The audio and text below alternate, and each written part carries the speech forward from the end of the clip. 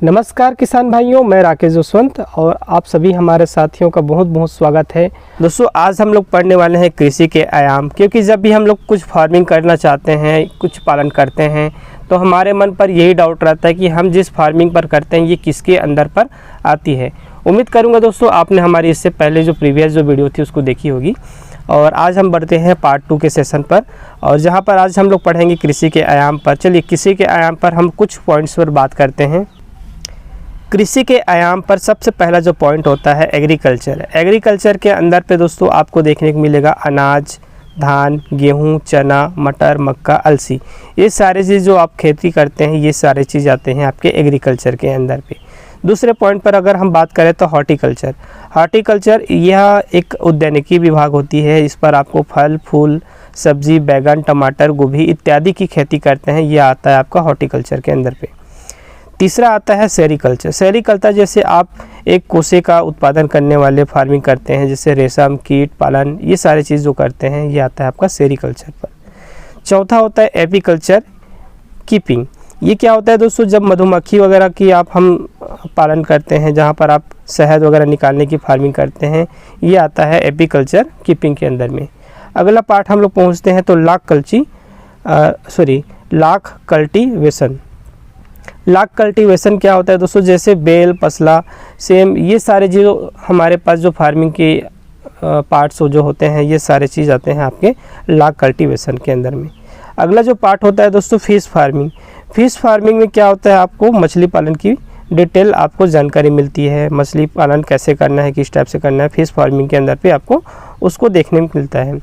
अगला जैसे हम लोग पार्ट पहुँचते हैं तो एनिमल फार्मिंग। एनिमल फार्मिंग में आपको क्या होता है, जो जितने भी आप पशु, गाय, बैल, भैंस, बकरी, भेड़ पालन जितने भी आप करते हैं ये सारी चीज़ आते हैं आपके एनिमल फार्मिंग में। दोस्तों, एनिमल फार्मिंग के लिए जो डॉक्टर जिसको हम लोग प्रेफर करते हैं उसको हम लोग कहते हैं वेटनरी विभाग। वेटनरी की जो भी हमारे डॉक्टर हैं आसपास में उनको हम लोग दिखाते हैं। और इसी पर एक और जो चीज़ आती है सुअर, मुर्गी, बतख, बटेर, कबूतर, ये सारे चीज़ जो भी आते हैं ये भी आपके वेटनरी डॉक्टर इसके लिए इलाज करते हैं। और यह होता है वेटनरी विभाग के अंदर में, वेटनरी डिपार्टमेंट के अंदर पर। अगर आपके पशुओं को किसी प्रकार की कुछ दिक्कत आ जाती है तो आप अपने एनिमल्स को दिखा सकते हैं वेटनरी डिपार्टमेंट के डॉक्टर को। साथियों, आज हम लोग जानेंगे कुक्कुट का प्रबंध कैसे करें। तो कुक्कुट के प्रबंध के लिए आपको सबसे पहले कुछ ब्रीड के नाम हम बताते हैं जो आपको आसानी से अवेलेबल हो जाते हैं। सबसे पहले जो ब्रीड आता है देसी मुर्गी, या फिर देसी मुर्गी को कई जगह अलग अलग नाम से जाना जाता है।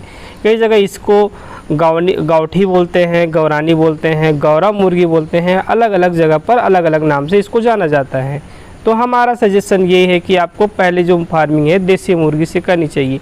उसके बाद आप इस पर आगे जाएंगे तो डीपी है, डीपी क्रॉस आते हैं, सोनाली मुर्गी आती है, कावेरी है, ग्राम प्रिय है। और दोस्तों, ग्राम प्रिय को कई बार देसी मुर्गी के नाम से भी इसी को जाना जाता है। और कड़कनाथ है, असील है, ऐसे करके बहुत सारे आपके पास ब्रीड है, तो जिसे आपको प्रबंध करना पड़ता है आपके फार्म तक जाने में। और आपको सबसे पहले डिसाइड करना है कि कौन सी मुर्गी का आप फार्मिंग करें। और उससे पहले आप अपने मार्केट को देख लीजिएगा कि मार्केट पर किस टाइप के मुर्गियों का सेलिंग ज़्यादा होता है। अगर आप उस मुर्गी को अपने फार्म पर पालते हैं तो आपको बेचने में आसानी होगी और आपको उसके बारे में अच्छी से जानकारी मिल पाएगी कि हमें इसको कैसे बढ़ाना है और कितने दिनों पर ये बढ़ती है। तो चलिए अभी हम लोग बात करते हैं देसी मुर्गी का पालन पर। साथियों, हमारा जो देसी मुर्गी है, देसी मुर्गी पर बहुत सारे एक अलग टाइप की एक वैरायटी आती है जिसे हर जगह पर मिल पाना मुश्किल होता है। देसी चिक्स का जो रेट होता है अप्रॉक्स 30 से लेकर 60 रुपये के बीच में मिलता है। 30 रुपये का जो है हैचरी रेट पर मिलता है, और उस दिन पर अगर आप नहीं ले पाते हैं तो आपका जो रेट है बढ़ जाता है और ये रेट आपको 60 रुपये तक दिखता है। उसके बाद हम बात करते हैं 1 केजी होने पर यह लगभग कितना दाना खा जाती है। तो दोस्तों, हम बताना चाहेंगे ये लगभग 1 केजी होने पर 3.5 किलो से 4 किलो दाना खा जाती है। 1 केजी होने पर लगना समय, 1 केजी पर दोस्तों इसको लगता है 110 से 120 दिनों का समय लगता है। ये आपके फीड पर भी डिपेंड करता है कि आप इसको किस टाइप का फीड दे रहे हैं। अगर आपका फीड पर अच्छा ग्रोथ है तो ये जल्दी ग्रोथ कर लेगा, या फिर आप फ्री रेंज पर रखते हैं तो फ्री रेंज पर थोड़ा सा टाइम लगता है, लगभग 4 महीना प्लस लग जाएगा। वहीं पर 1 केजी होने पर कितना खर्च आता है। सबसे पहली बात कि हमारे मन पर यही डाउट आता है कि हम 1 केजी पर किसको कितना खर्च करते हैं। तो ये अप्रॉक्स अगर आप देखते हैं तो 1 केजी होने पर लगभग 140 से लेकर 170 रुपये के बीच में आपको खर्चा आता है। वहीं पर 1 केजी का मार्केट पर रेट क्या है, तो देसी प्योर देसी गौरानी मुर्गी का जो रेट होता है मार्केट पर 300 से 350 रुपये का आसानी से आपको बिक्री मिल जाता है। अंडे देना कब स्टार्ट करती है, तो अंडे देना स्टार्ट करती है 160 से 170 दिनों के बीच में यह अंडा देना शुरू करती है। 1 साल में दोस्तों यह कितना अंडा देती है, ये सबसे बहुत मायने रखता है कि देसी मुर्गी जो है 1 साल भर में कितने बार अंडा देती है। तो देसी मुर्गी क्या होती है दोस्तों, ये खुद से अंडा सेती है, इस नाम से इसका जो अंडे की क्वांटिटी है थोड़ा कम हो जाता है। साल भर में यह 90 से 120 तक का अंडा आराम से दे जाती है। अंडा यह सेती है या नहीं सेती है, तो दोस्तों ये अंडा खुद से सेकर अपना बच्चा खुद निकालती है।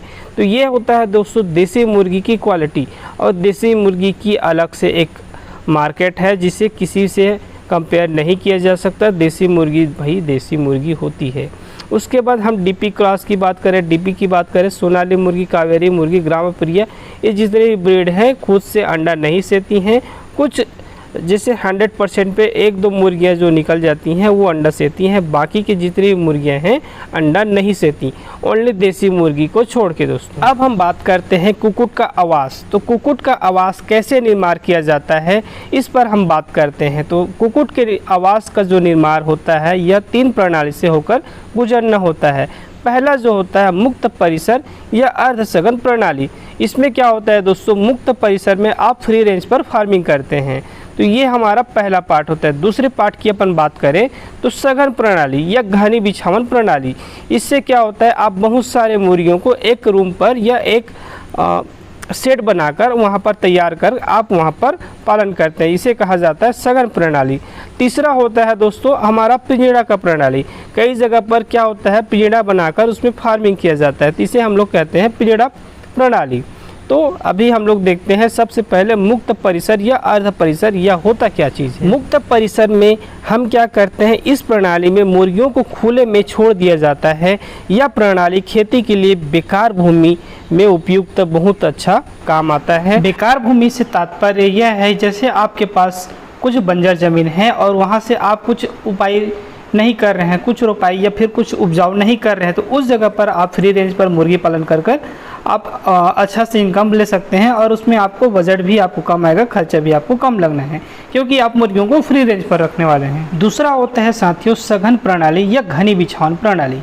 इस प्रणाली का तात्पर्य यह है कि आप अपने मुर्गियों को इस प्रकार से एक व्यवस्थित रूप पर रख सकते हैं, जहाँ पर बहुत सारे आपके क्वांटिटी पर बहुत सारे मुर्गियों को एक जगह एकत्र करके आपको एक सेट बनाकर तैयार करना होता है, और वहाँ पर आपको मुर्गी का एक फार्म बनाकर वहाँ पर मुर्गी पालन किया जाता है।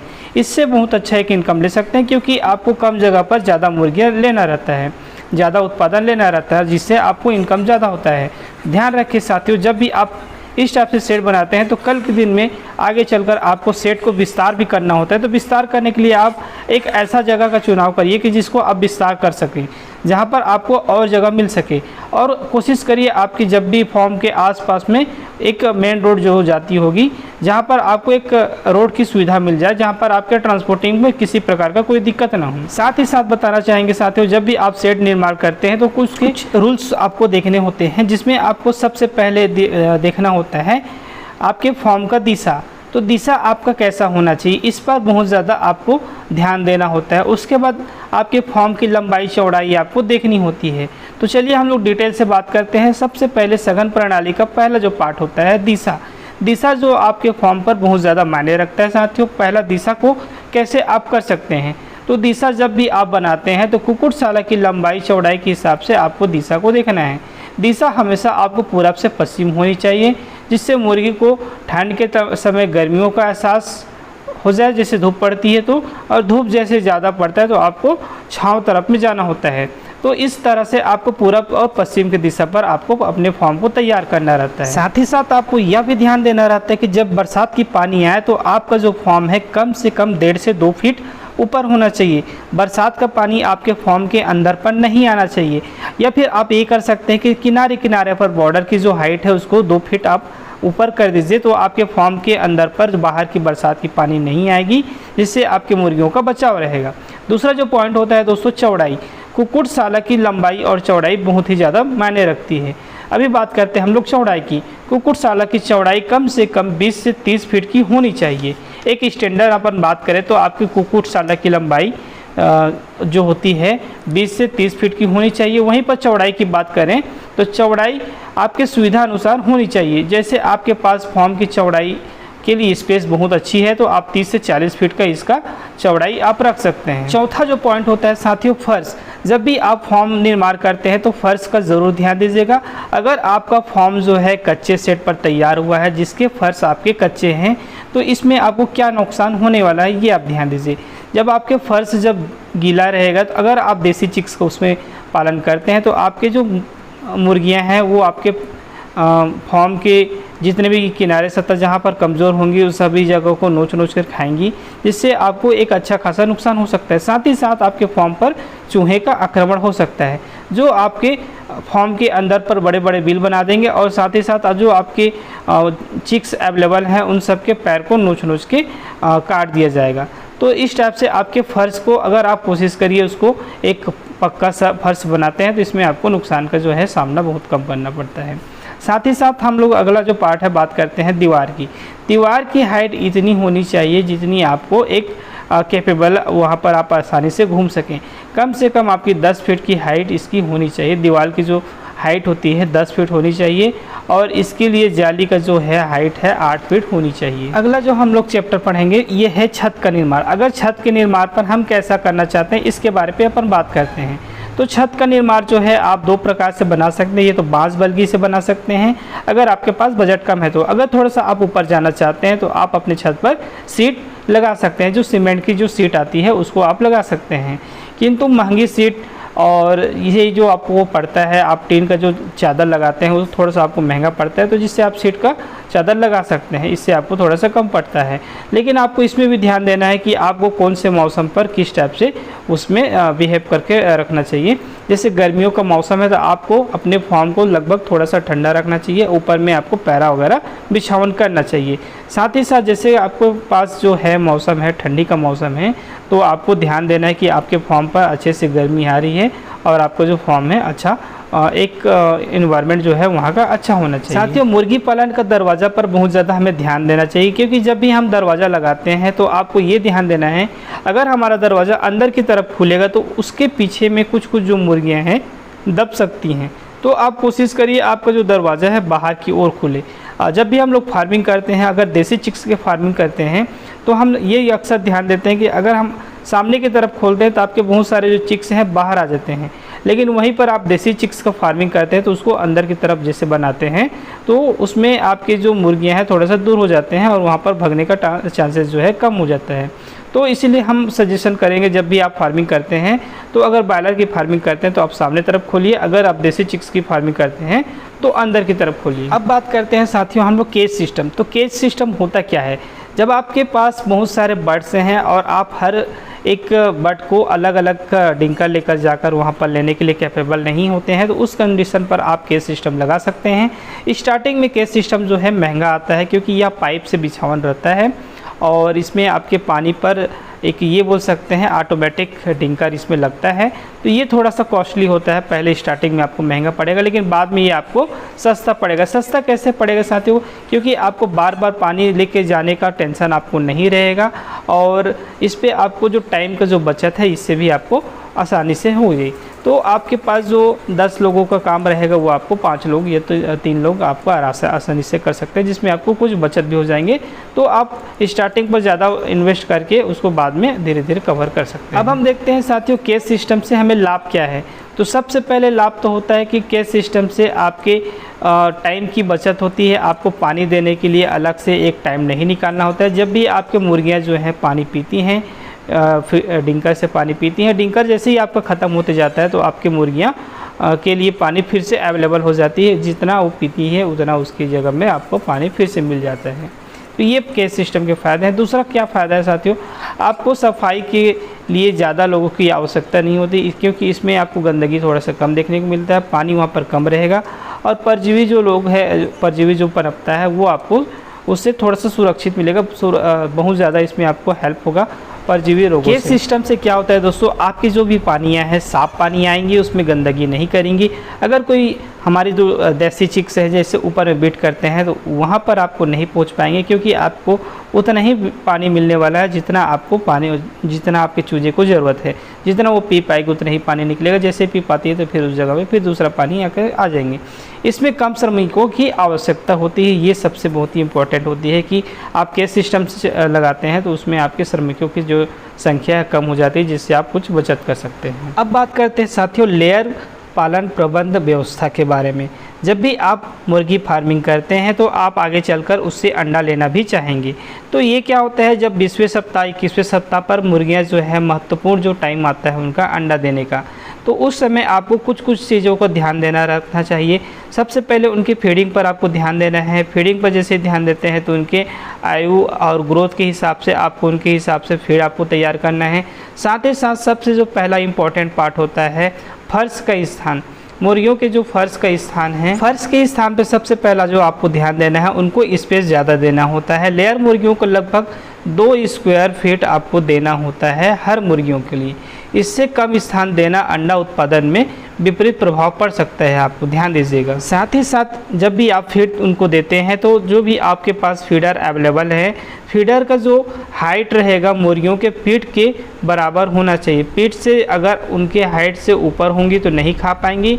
अगर पीठ की हाइट से नीचे रहेंगी तो मुर्गियां अपनी पैरों से सारे फीड को गिरा देंगी। तो इसको भी आपको ध्यान देना है। दूसरा जो होता है साथियों खाद्य स्थान। लेयर मुर्गियों के लिए खाद्य स्थान आपको व्यवस्थित रखना होता है। साथ ही साथ एक जो हमारे पास फीडर होता है आपको 20 मुर्गियों के हिसाब से रखना होता है। पानी पीने का जो बर्तन है, पानी पीने के लिए जो हम लोग डिंकर जो यूज़ करते हैं, आपको उसकी जो 1 से 2 डिंकर की जो बीच की लंबाई है उसको आपको 15 फीट की दूरी पर रखनी होती है। और आपके फार्म पर लगभग 3 से 4 डिंकर और 3 से 4 फीडर होनी चाहिए, ताकि आपके मुर्गियों को पर्याप्त मात्रा पर उनको फीड मिल सके। पानी का स्थान आपको देखना है। पानी के स्थान पर एक जो डिंकर है उस पर आपको प्रति बर्ड 25 मुर्गियों के हिसाब से पानी आपको देना है। तो आपके पास जितने भी बर्ड्स होंगे उसके हिसाब से आप कैलकुलेट करिएगा कि कितना बर्ड आपके फार्म पर अवेलेबल हैं। और एक जो फीडर है, एक जो डिंकर है, लगभग 20 से 25 के हिसाब से आपको रखना है। 20 से 25 बर्ड के हिसाब से आपको रखना है। और साथ ही साथ उनके देख रेख पर भी आपको ध्यान देना है। अब बात करते हैं हम लोग बिछावन की। तो बिछावन जब भी आप करते हैं मुर्गियों के जब भी आप बिछावन करते हैं, भूसी से करते हैं, फिर कूड़ा से करते हैं या फिर पेपर से करते हैं, तो उसको आपको बहुत ही अच्छा ध्यान देना होता है। क्योंकि आपके पास जितनी भी मुर्गियां हैं उनको सूखा जगह पसंद होता है, सूखा जगह उनको रखना होता है। और जब भी आप उनके लिए बिछावन करते हैं तो कम से कम भूसी का जो हाइट है 3 इंच मोटा होना चाहिए। आपके फार्म का तापमान 65 से 70 फ़ारेनहाइट होना चाहिए। इससे जैसे आप ज़्यादा करते हैं तो हो सकता है आपके मुर्गियों को थोड़ा सा गलत इफ़ेक्ट पड़े और उनके आँखों में कुछ सूजन जो है देखने को मिलते हैं। तो आपको तापमान जो है 65 से 70 फ़ारेनहाइट पर ही रखना है। लेयर मुर्गियों के फार्म पर आपको हर एक मुर्गी के पीछे हर एक दड़बे रखना होता है। दड़बे अपन साथियों जो आपके फार्म पर एक जो कूड़क बनाते हैं उसको दड़बे कहता है। और ये जो है दड़बे आपके फार्म पर कूड़क अलग अलग जगहों पर होना चाहिए, जिससे आपके जितने भी मुर्गियां हैं, जितने भी लेयर मुर्गियां हैं, वहां पर जाकर आसानी से अंडा दे सकें। दिन में आपको कितनी बार अंडा एकत्र करना है, तो साथियों इसको भी आपको ध्यान देना है। दिन में आपको 2 से 3 बार अंडे को एकत्र करना है। उससे ज़्यादा आप अंडा एकत्र करने के लिए अपने फार्म पर नहीं जाना है। कोशिश करिए आप दिन में 2 बार एकत्र करिए, एक मॉर्निंग पर करिए और एक शाम टाइम में करिए। शाम के जैसे अपन 3 से 4 बजे के आसपास कर सकते हैं। साथ ही साथ आपको आपके फार्म पर, लेयर मुर्गियों के फार्म पर हवा का बहुत ज़्यादा ध्यान देना होता है। आपके फार्म का जो रोशन है उसमें हवा अच्छे से पास होना चाहिए। कोशिश करिए आप अपने फार्म के अंदर पर एक एग्जॉस्ट फैन लगा दीजिए। इससे आपको जितनी भी फार्म की गर्मियाँ हैं वो बाहर हो जाएंगे और अच्छे हवा आपके फार्म के अंदर आएंगे, जो आपके मुर्गियों को बहुत ज़्यादा एक अच्छा इन्वायरमेंट मिलने का चांसेस रहेगा और एक अच्छा इन्वायरमेंट मिलेगा। एक मुर्गी जो है दाना कितने टाइम पर खाती है और कितने टाइम पर विट करती है, तो एक मुर्गी जो है दाना खाकर लगभग 2.5 से 3 घंटे के अंदर पर उसे खाकर बाहर निकाल देती है।